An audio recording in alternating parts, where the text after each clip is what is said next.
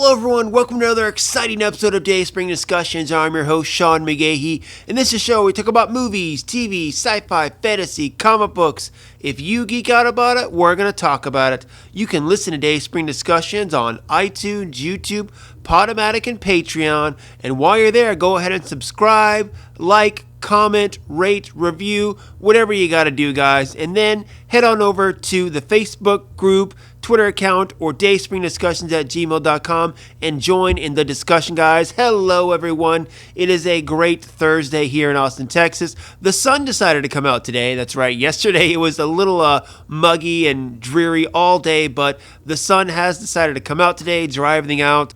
Looks like it's going to be a good day, guys, so go out and enjoy it. I got some good stuff for you today. Of course, yesterday, the new trailer for Star Wars The Clone Wars came out. A lot of people were excited about it. I sat down last night with my wife, Lisa. We talked a little about that, so I'm going to put that up here and add that to the show. Also, I want to talk a little bit about the latest episode of Arrow. The series is coming to a wrap, and it had a very interesting episode this week. Justice League Dark looks like it's moving ahead with J.J. Abrams, and Netflix is looking to do a Witcher animated movie, guys. A lot of stuff to talk about, so let's just get right into it. Let me start off with this. Like I said, Arrow, the CW show that kicked off their shared universe, the Arrowverse as they call it, is coming to a close. Yesterday, I actually listened to an interview with Stephen Amell that he did with Michael Rosenbaum on his podcast, Inside of You with Michael Rosenbaum. If you haven't listened to the podcast, guys, Rosenbaum does a great job of interviewing people. He brings them into his home, talks to them. He talked to, of course, Tom Welling, his former co-star, the guys of Supernatural. This is the second time Stephen Amell's been back. And, Amell talks a little bit about how the show is ending and how he's just exhausted about it all. Very good interview, so you can go online and check that out. But as the show is wrapping up, we know there's more to come from these characters, that they're actually going to do a little bit of a spin-off of Arrow, which is going to focus around the ladies. Mia, Oliver's daughter, and then you also have Dinah and Laurel, who are the Canaries, Black Canaries, whatever you want to call them. We heard they're going to get their own spin-off series, and this week's episode of Arrow kind of set everything up for that, give us kind of a preview of what we're going to get with that series. Now, full disclosure, for those of you who have been listening to me for a while, you know I was never a big fan of this idea of the spinoff. Honestly, because I didn't care about the characters enough to really want to watch this, especially Mia. When they set up the whole future flash forwards a few seasons back in Arrow, I really didn't care for them. I know it was about the kids of these heroes and what they were doing. I really had no interest in it until this last season. They brought them to the present. Oliver got to meet the future version of his kids. Diggo got to meet the future version of his son. It gave a whole twist to their story arc, is what it is. And we got to know the characters a little better, to where now, post-crisis, the world is reset, the chessboard is reset, so to speak. It's a clean slate. And seeing this and what's to come, and just to talk a little bit of spoilers, guys, I really enjoyed how Laurel came in and basically gave Mia back her memories of the previous world, using, technology from both Martian Manhunter and Cisco from Flash. She realizes her old life, who she was, what she's capable of, and it was really interesting to see, that whole aspect of that, along with the fact that you do have Dinah, who is one of the heroes that does remember how things used to be, and, moving forward, how they're in the future, 2040, trying to change the future is what it is. And just playing with these heroes that we have gotten to know a little bit, and now they have their new lives, but they're starting to remember their old lives where, people that were good in this life were bad in the last one, etc., etc. I'm curious who all is going to get memories from their past life. it's an interesting story to me, honestly, and I like the lady power in it. Laurel, Dinah, Mia. I think the three of them working well together is really cool. They all have very different personalities, and it's just, again, I had no interest in a show like this, but now I'm all about it. Honestly, it was probably the most interesting episode of Arrow that I've seen in a long time. So I'm all in on it, guys. But if you saw that episode of Arrow last night, Green Arrow and the Canaries is what it's going to be called. Let me know what you think about it. Are you interested in the spin-off series? Do you have no interest in it? Share your thoughts on that, and of course anything else post-Crisis. As I said before, I'm not going to watch the rest of the Arrowverse shows for the rest of the season because, as I talked to my buddy Jaime about, I don't have cable. So I watch through the CW app, and I have to watch all the damn commercials. And it bugs the crap out of me. So last year I realized that, if I wait just a week or two after the season's over, they'll be on Netflix, and I can just watch them very quickly, no problem. So I'm going to do that as well. I am excited to see the rest of them, of course, but I'm going to wait for Netflix for them to pop up on that. But, of course, since there was only 2 episodes left of Arrow, I decided to watch this one, and I'll watch the series finale next week, guys. And again, fire back, of course, on the social media groups and Gmail account. Let me know what you think about this episode of Arrow or the series finale coming up next week. What are your thoughts on it, guys? Let me know. Alright, guys, I am joined right now by the Jedi Master herself, Miss Lisa Locke McGahee, and we're here to talk some Star Wars. I feel like there should be some theme music going on right now, like Star Wars segment, some Star Wars music or something going on. Do you want me to have my phone play something? No, that's all right. I think we can live just this once without it. Bust out my Mandalorian ringtone? Possibly. It wouldn't fit right now because we're not talking Mandalorian. We're talking Clone Wars. That's right. A new trailer for Star Wars: The Clone Wars dropped online. This is the only second trailer we've gotten, actually, because the last one was for Star Wars Celebration back in April. So it's only a second trailer. We kept wondering when we were going to get a new one. Finally did. With it, we also got the announcement, of course, that it is going to be on Disney Plus starting February 21st.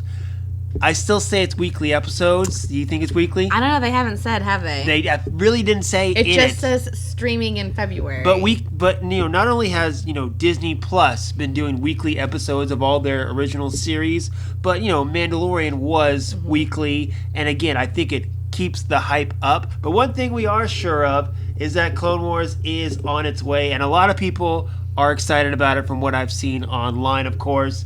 The trailer gave us some new footage of what is to come, and this, of course, finishes off Clone Wars, the final chapter of this animated saga. Lisa, how do you feel about the fact that Clone Wars is now officially ending and that Dave Filoni and his crew actually got to come back and finish it?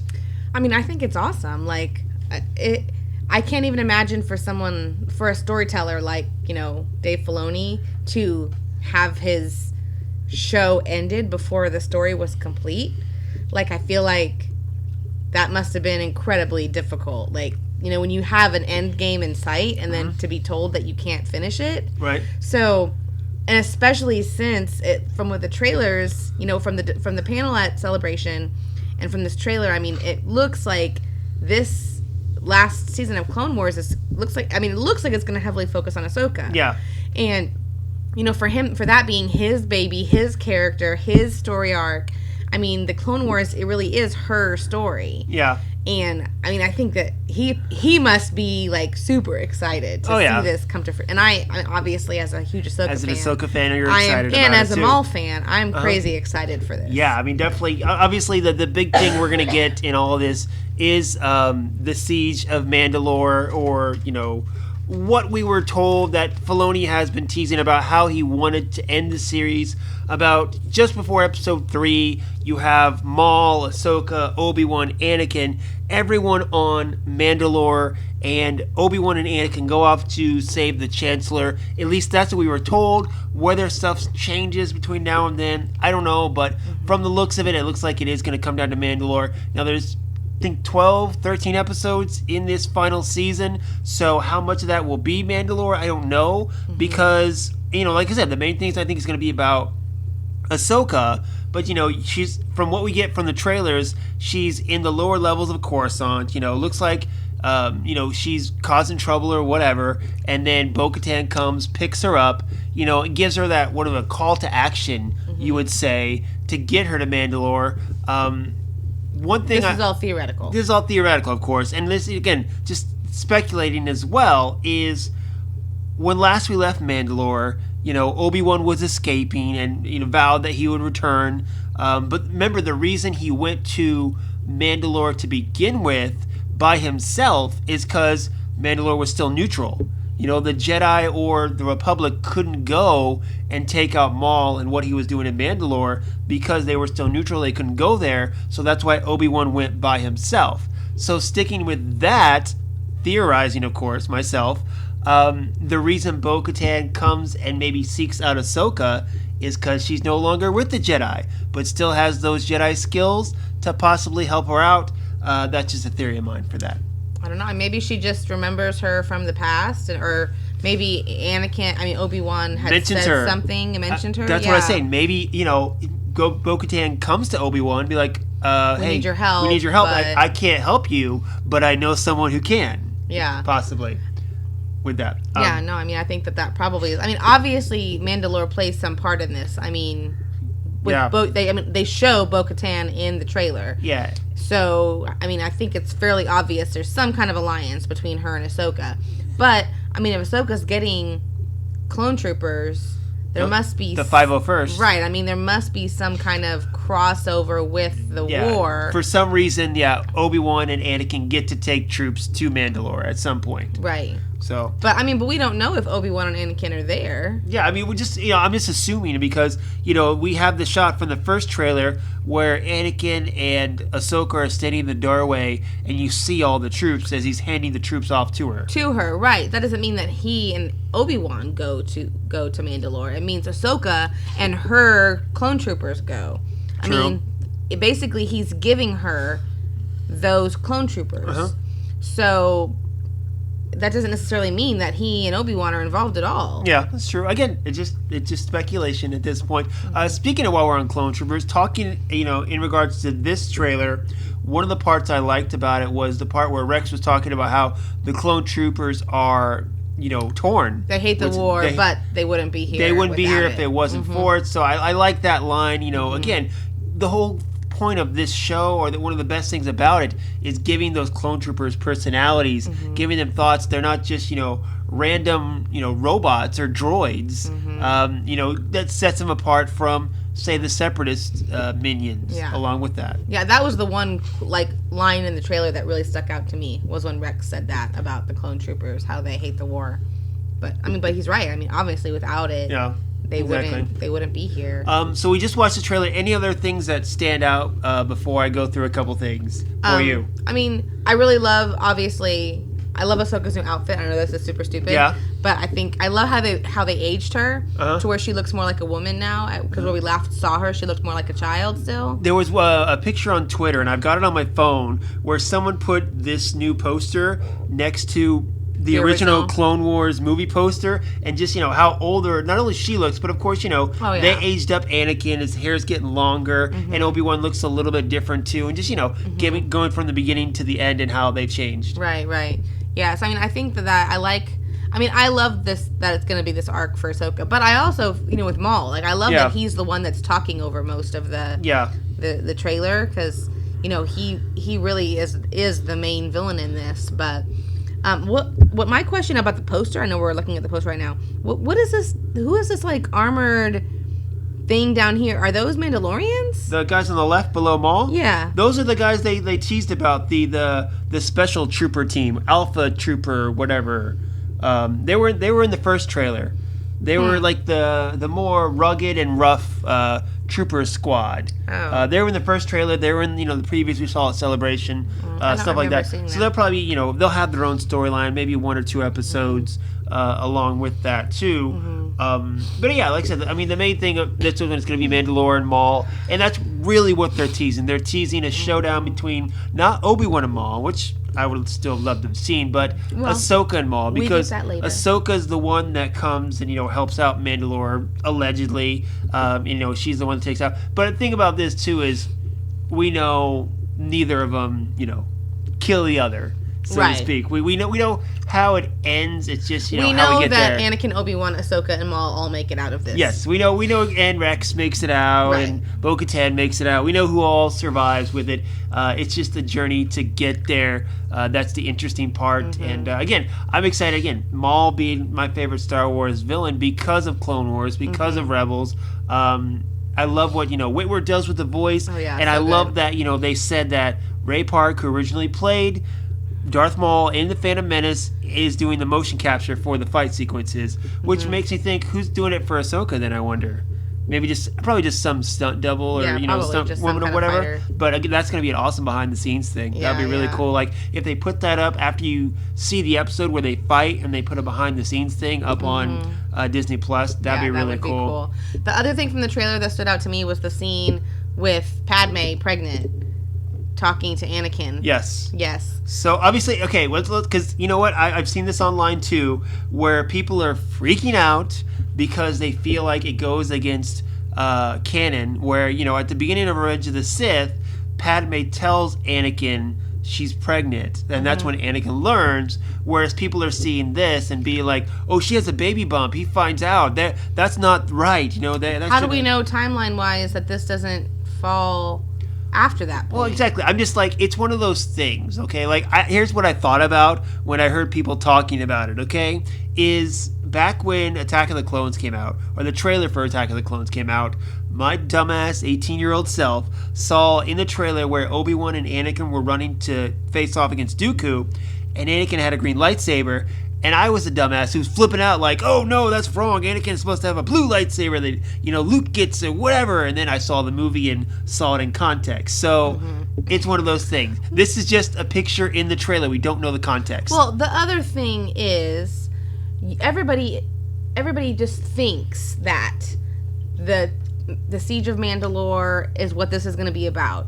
Everybody also just thinks that he and Obi-Wan have to leave that to go rescue the Chancellor. We don't actually know. No. I mean, allegedly, in the timeline where that goes. Years ago, that's what Filoni said, but it could be different, I mean, he could change his mind. There's definitely nothing in canon that tells you where this show in timeline, where this season fits in with. I mean, it could very well have been that the stuff starts, this show starts, and then he and Obi-Wan go and do that bit with the Chancellor, and then he comes back for some short mission or something. I mean, who knows?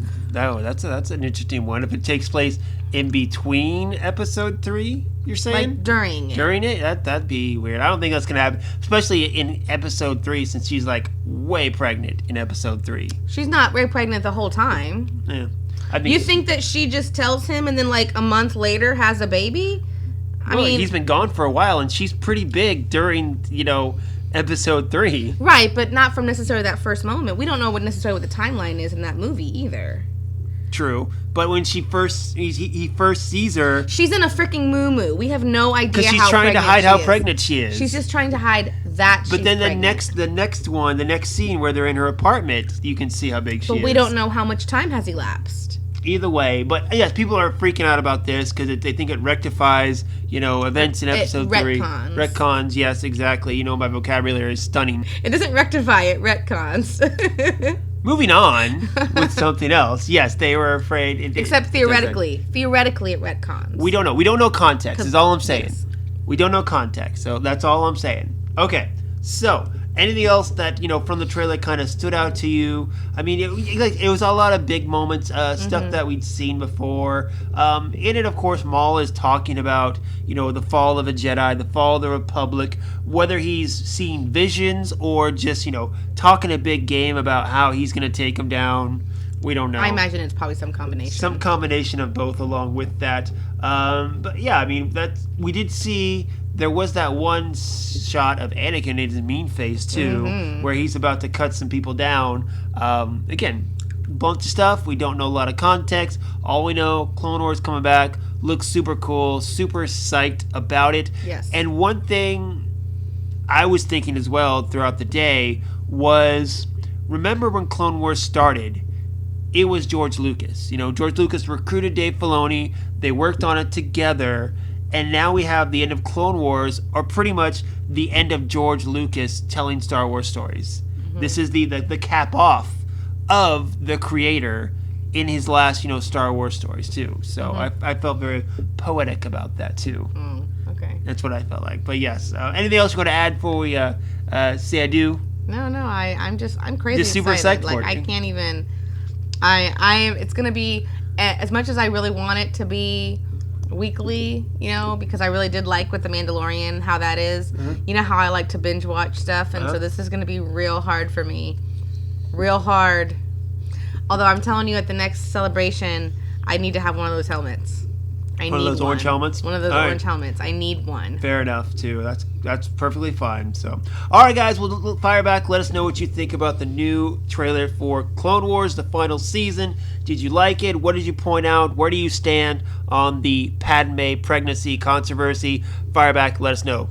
All right, well, thank you, Lisa, for coming in and talking Star Wars, something I know she likes to do quite a bit. And when Clone Wars comes out, you can be sure that we're going to talk more about it, given the fact that we're both huge Clone Wars and Star Wars fans. So stay tuned for more on that, guys. So next up, Justice League Dark looks like it's getting some headway as far as becoming live action. So according to Deadline, Warner Brothers is developing multiple projects with Star Wars The Rise of Skywalker director J.J. Abrams through his production company Bad Robot.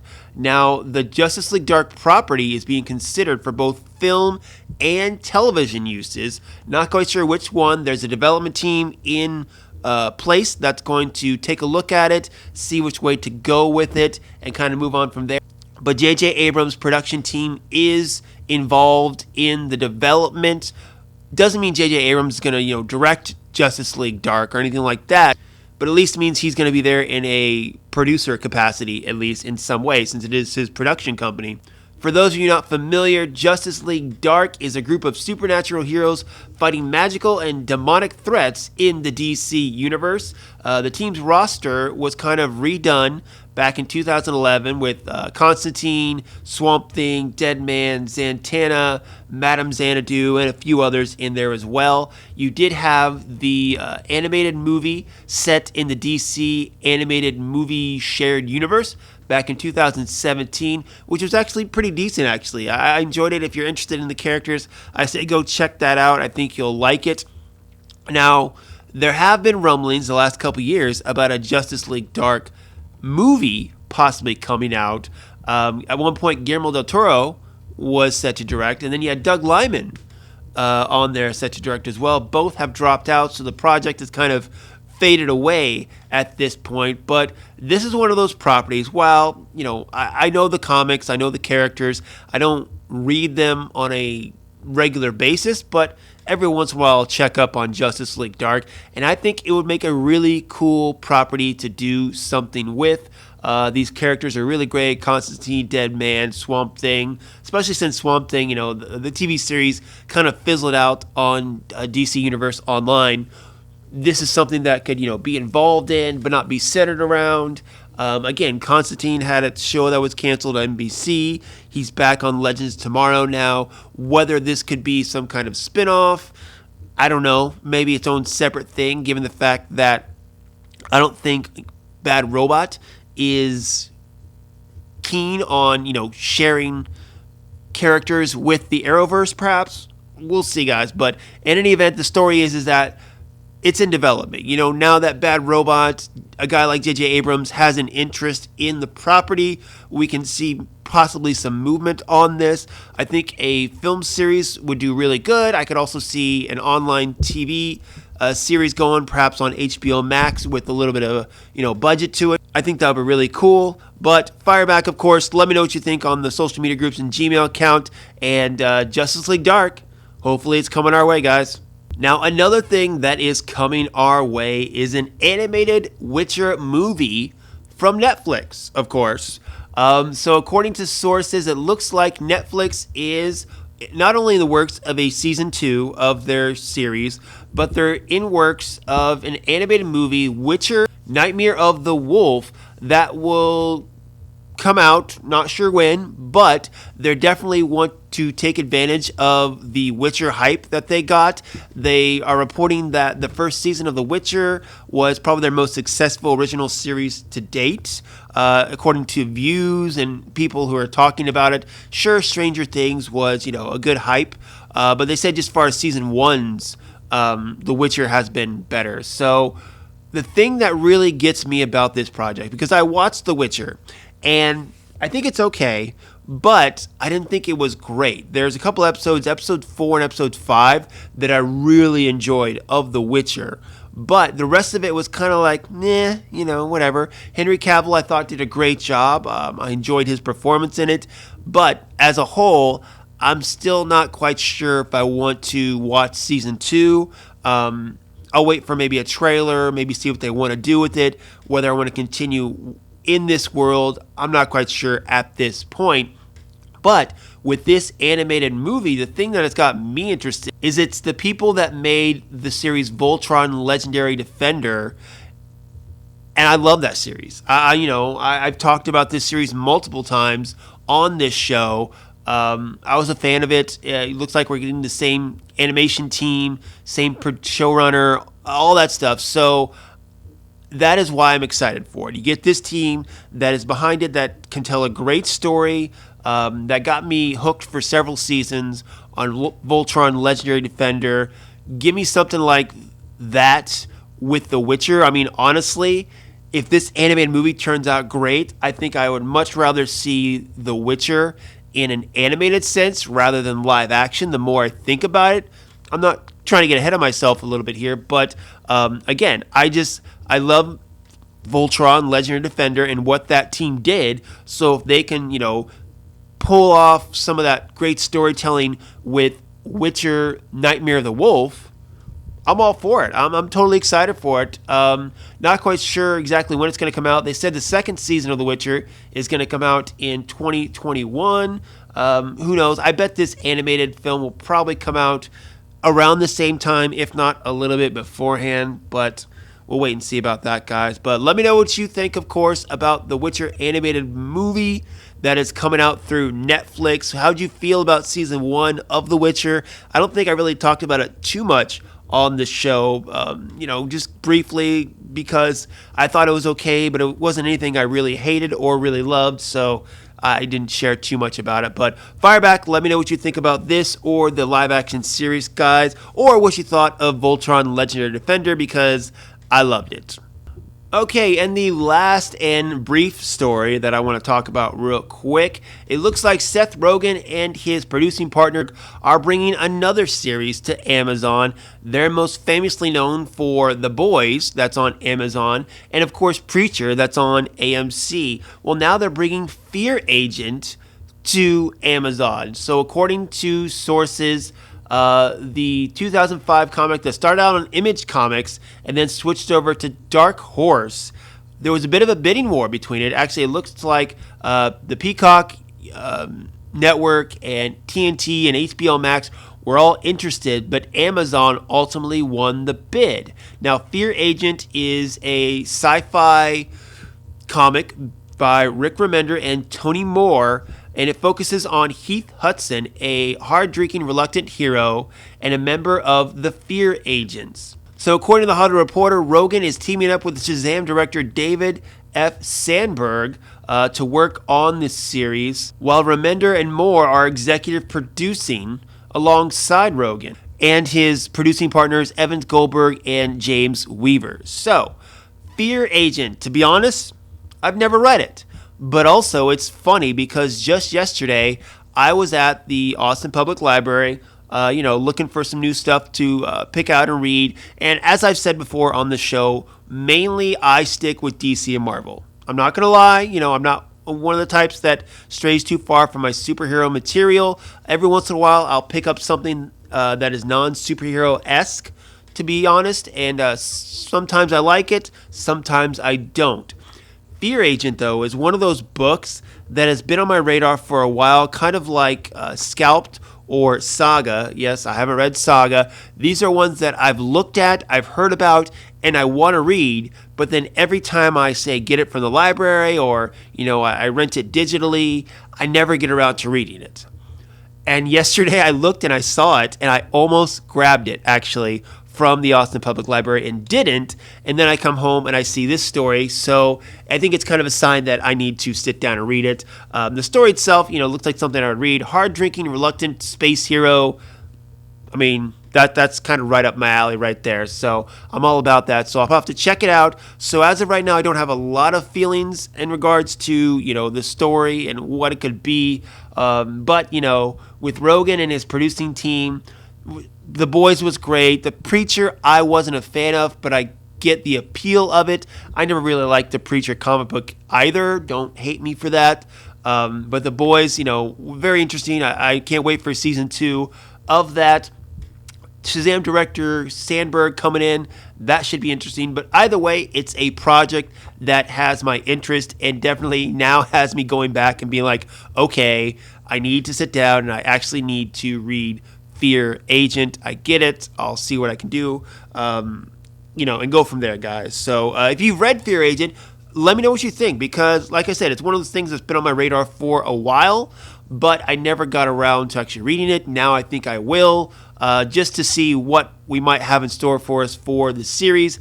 Amazon, of course, a great place for something like this, because I love the streaming services now, because you get such good content in regards to not having to worry about being very, I want to say PC, but not family friendly. Much like how I've compared the Arrowverse to stuff on the DC Universe app or HBO or anything like that.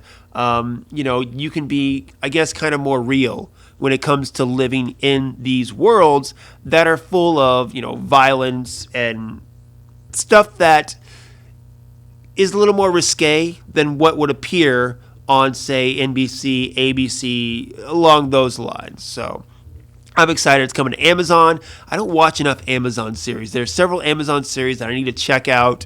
Obviously, I have a bunch of stuff sitting on my Hulu, Netflix, and Amazon queues that I just haven't gotten around to. And one day I might actually do some of them. I still got to watch Lost in Space Season 2, which I keep avoiding. There's too much content. There's too much great content, guys, to watch. And you just got to pick and choose and go along with that. So that is going to be it for me today. One thing, of course, Picard, the new Star Trek series, has premiered. Now it's on CBS All Access.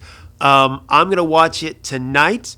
I might share my thoughts on it next week. We'll see how that goes, but I plan on watching it later tonight, and maybe I'll put something up on social media about it. Otherwise, I might talk about it next week. We'll see how that goes, guys. If you're going to watch it, are you excited for it? Have you watched it? Let me know what you think about that, and we'll talk some Trek. I know, weird, but I'm excited for it. So, like I said, that's it for me today, guys. Comment on any of the, topics I have talked about today. You can fire back on the Facebook group, Twitter account, dayspringdiscussions@gmail.com on this or anything else, guys. The groups are public. Fire your own stories. Let me know what I'm missing. Let me know what you're excited about. It's the discussion that matters, guys, of course. So let's get discussing. Hope you guys all have a good weekend. Anything you need, you know where to find me, Slim Dayspring 12 on Twitter and Instagram. That's it. Hope you all have a lovely weekend. Lovely, lovely, lovely life. And until next time, may the Force be with us all.